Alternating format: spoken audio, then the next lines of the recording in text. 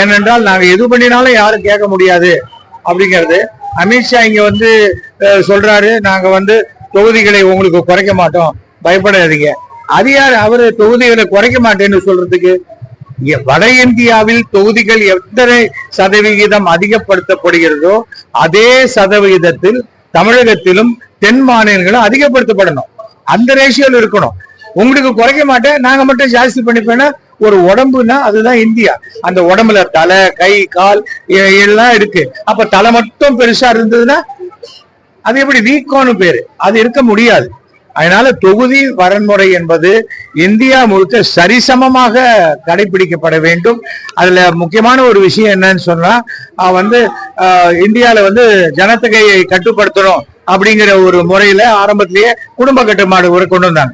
அதை தமிழகம் மிக சிறப்பாக கடைபிடித்தது. அதுக்கு பனிஷ்மெண்டாக தொகுதியை குறைப்பாங்களா? தொகுதியை குறைக்கிறதுனா என்ன அர்த்தம்? நீ ஜாஸ்தி பண்ணினா அது குறைக்கிற மாதிரி தான்.